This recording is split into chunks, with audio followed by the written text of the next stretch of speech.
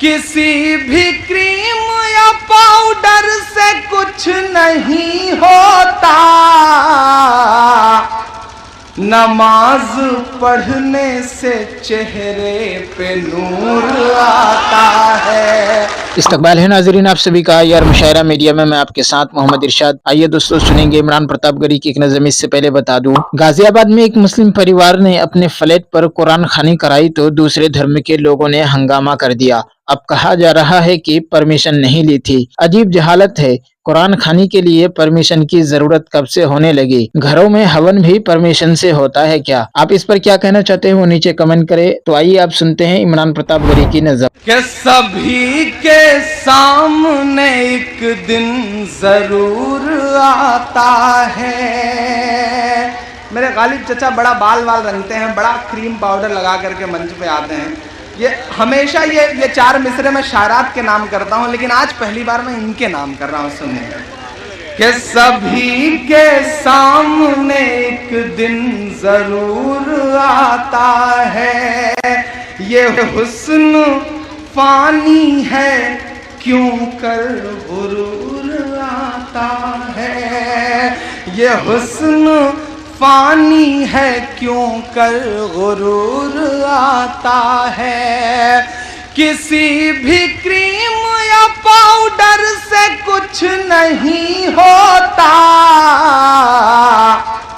नमाज पढ़ने से चेहरे पे नूर आता है, नमाज पढ़ने से चेहरे पे नूर आता है। दोस्तों एक नज़्म जो मैं सोच के आया था कि मुझे पढ़ना है, अब वो मैं पढ़ता हूँ। बिल्कुल नई सी नज़्म है। पिछले दिनों ये सियासी मंच था, हमारी सुश्री मायावती जी के कुछ मंत्रिमंडल के लोग यहाँ आए थे।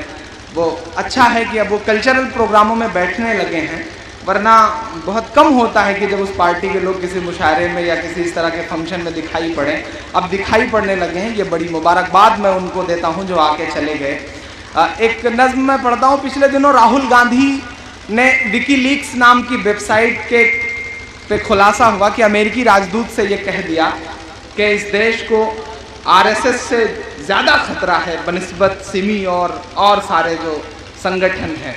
मैंने वहाँ से एक नज़्म निकाली, बड़ा बावेला मचा। अडवाणी से लेकर के उमा भारती जी तक लगातार चीख रही हैं, बाबा रामदेव जी इस बीच बहुत चीख रहे हैं माशाल्लाह। बस मैंने एक नज़्म निकाली वहीं से।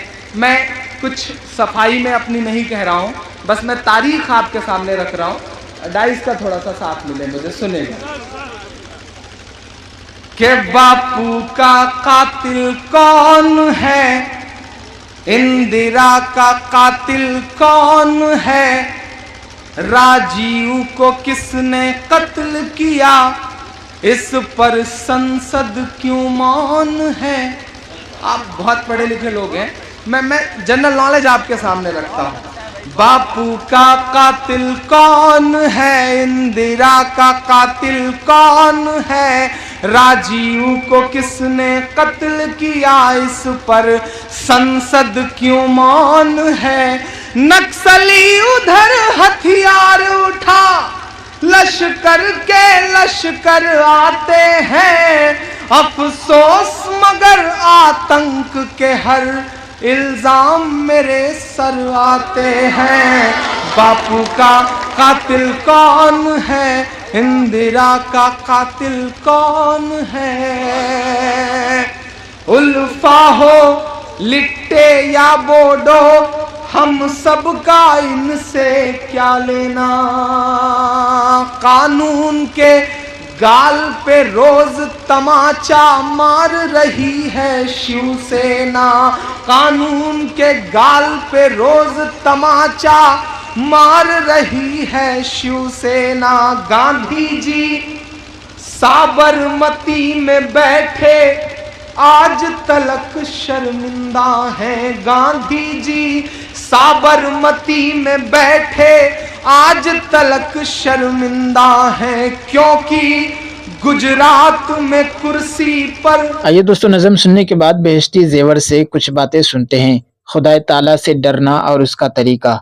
अल्लाह ताला ने फरमाया है कि मुझसे डरो اور خوف ایسی اچھی چیز ہے کہ آدمی اس کی بدولت گناہوں سے بچتا ہے۔ طریقہ اس کا وہی ہے جو طریقہ توبہ کا ہے کہ خدا تعالیٰ کے عذاب کو سوچا کرے اور یاد کیا کرے۔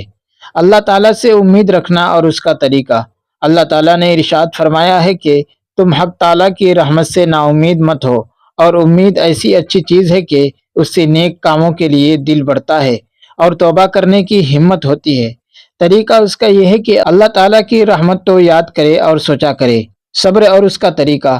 نفس کو دین کی بات پر پابند رکھنا اور دین کے خلاف اس سے کوئی کام نہ ہونے دینا، اس کو صبر کہتے ہیں، اور اس کے کئی موقع ہیں۔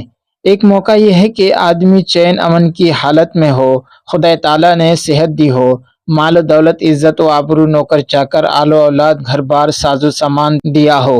ایسے وقت کا صبر یہ ہے کہ دماغ خراب نہ ہو، خدا تعالیٰ کو نہ بھول جائے، غریبوں کو حقیر نہ سمجھے، ان کے ساتھ نرمی اور احسان کرتا رہے۔ اور دوسرا موقع عبادت کا موقع ہے کہ اس وقت نفس سستی کرتا ہے، جیسے نماز کے لیے اٹھنے میں، یا نفس کنجوسی کرتا ہے جیسے زکوٰۃ خیرات دینے میں۔ ایسے موقع پر تین طرح کا صبر درکار ہے۔ ایک، عبادت سے پہلے کہ نیت درست رکھے، اللہ ہی کے واسطے وہ کام کرے، نفس کی کوئی غرض نہ ہو۔ دوسرے، عبادت کے وقت کے کم ہمتی نہ ہو، جس طرح اس عبادت کا حق ہے اسی طرح ادا کرے۔ تیسرے، عبادت کے بعد کہ اس کو کسی کے روبرو ذکر نہ کرے۔ تیسرا موقع گناہ کا وقت ہے، اس وقت کا صبر یہ ہے کہ نفس کو گناہ سے روکے۔ چوتھا موقع وہ وقت ہے کہ اس شخص کو کوئی مخلوق تکلیف پہنچائے، برا بھلا کہے، اس وقت کا صبر یہ ہے کہ بدلہ نہ لے، خاموش ہو جائے۔ پانچواں موقع مصیبت اور بیماری اور مال کے نقصان یا کسی عزیز و قریب کے مر جانے کا ہے، اس وقت کا صبر یہ ہے کہ زبان سے خلاف شرع کلمہ نہ کہے، بیان کر کے نہ روئے۔ طریقہ سب قسموں کے صبروں کا یہ ہے کہ ان سب موقعوں کے ثواب کو یاد کر لے اور سمجھے کہ یہ سب باتیں میرے فائدے کے واسطے ہیں، اور سوچے کہ بے صبری کرنے سے تقدیر تو ٹلتی نہیں، ناحق ثواب بھی کیوں کھویا جائے۔ شکر اور اس کا طریقہ۔ خدا تعالیٰ کی نعمتوں سے خوش ہو کر خدا تعالیٰ کی محبت دل میں پیدا ہونا، اور اس محبت سے یہ شوق ہونا کہ جب وہ ہم کو ایسی ایسی نعمتیں دیتے ہیں تو ان کی خوب عبادت کرو، اور ایسی نعمت دینے والے کی نافرمانی بڑے شرم کی بات ہے۔ یہ خلاصہ ہے شکر کا۔ یہ ظاہر ہے کہ بندے پر ہر وقت اللہ تعالیٰ کی ہزاروں نعمتیں ہیں، اگر کوئی مصیبت بھی ہے تو اس میں بھی بندے کا فائدہ ہے، تو وہ بھی نعمت ہے۔ جب ہر وقت نعمت ہے تو ہر وقت دل میں یہ خوشی اور محبت رہنا چاہیے کہ کبھی خدا تعالیٰ کے حکم بجا لانے میں کمی نہ کرنی چاہیے۔ طریقہ اس کا یہ ہے کہ خدا تعالیٰ کی نعمتوں کو یاد کیا کرے اور سوچا کرے۔ خدا تعالیٰ پر بھروسہ رکھنا اور اس کا طریقہ۔ یہ ہر مسلمان کو معلوم ہے کہ بدون خدا تعالیٰ کے ارادے کے نہ کوئی نفع حاصل ہو سکتا ہے، نہ نقصان پہنچ سکتا ہے۔ اس واسطے ضروری ہوا کہ جو کام کرے اپنی تدبیر پر بھروسہ نہ کرے، نظر خدا تعالیٰ پر رکھے اور کسی مخلوق سے زیادہ امید نہ رکھے، نہ کسی سے زیادہ ڈرے۔ یہ سمجھ لے کہ بدون خدا کے چاہے کوئی کچھ نہیں کر سکتا، اس کو بھروسہ اور توکل کہتے ہیں۔ طریقہ اس کا یہ ہے کہ اللہ تعالیٰ کی قدرت اور حکمت کو اور مخلوق کے ناچیز ہونے کو خوب سوچا اور یاد کیا کرے۔ دوستو، ویڈیو کے آخر میں آپ سے گزارش ہے، اگر ویڈیو پسند آئی ہو تو لائک کیجیے اور چینل کو ضرور سبسکرائب کیجیے۔